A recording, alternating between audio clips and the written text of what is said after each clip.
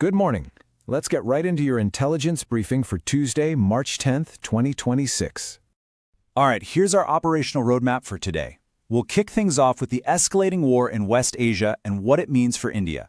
Then, we'll dive into some key moves in domestic politics and the economy. After that, we're on to corporate intelligence, everything from pharma to EVs. And we'll wrap up with some sharp analysis from the opinion pages and, of course, the closing market numbers.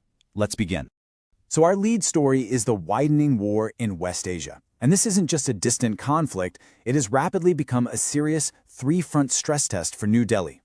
So how did we get here? Well, things escalated incredibly fast after that US-Israel strike on February 28th that killed Iran's supreme leader. India's external affairs minister, S.J. Shankar, got on the phone right away, but the focus very quickly had to shift from diplomacy to evacuation. Think about it. About 150 flights were scrambled to bring Indians home in just 3 days. In the middle of all this, the government's game plan has been crystal clear. Priority number one, no question, is protecting the almost 10 million Indians living and working in the region. But right behind that are two huge economic worries, keeping our energy supply secure and making sure vital trade can continue, both of which are now under threat with all the airspace and shipping disruptions. And believe me, that economic shock is already here. Brent crude shot past the $100 mark for the first time in 4 years. That is a massive red flag for inflation, and you can already see the government reacting by tightening up access to domestic cooking gas. Of course, the markets did not like this one bit. The BSE Sensex dropped over 1.7%, basically erasing recent gains as traders started to factor in this new, very real geopolitical risk. And to give you a sense of what that percentage drop really means in real money, it translates to a staggering 8.47 trillion rupees of value just gone. That's not some abstract number. That's serious wealth erosion for investors, big and small. So here's the bottom line. What started as a foreign policy emergency has now shape-shifted into a really complex domestic problem. New Delhi is essentially fighting on 3 fronts at once, trying to navigate the delicate diplomacy, running a massive operation to protect its citizens abroad, and at the same time, getting ready for the inflationary hit back home. Okay, let's zoom in a bit and see how these massive geopolitical shockwaves are actually playing out in India's domestic politics and economy. We've got 4 key updates for you here. First up, Parliament is basically at a standstill because of this.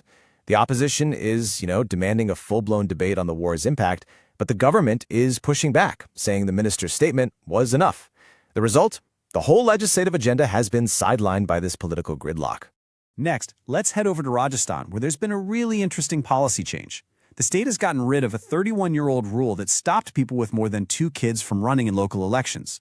The government's reasoning is pretty straightforward. The state's fertility rate is now at 2.0, the replacement level, so they say the law just isn't needed anymore. Meanwhile, in legal news, that Delhi excise policy case is back in the headlines. The High Court is now asking for replies from Arvind Kejriwal and others because the CBI is challenging their recent discharge. Now, the court didn't put a stop to the discharge itself, but this case is definitely not over. The next hearing is already on the calendar for March 16th. And finally, if we pull back to the global macro picture, things are getting, confusing. You look at China and you see consumer prices going up, but producer prices are still falling, which screams weak demand. And then you throw this war into the mix, which creates huge uncertainty around energy. All this puts central banks, including our own RBI, in a really tough position, making them much more likely to just hit pause on any big policy moves. All right, let's shift gears and talk business. We're tracking some key developments in the corporate world, specifically some big moves happening in pharma, electric vehicles, and AI. First up, this is a huge win for Indian pharma.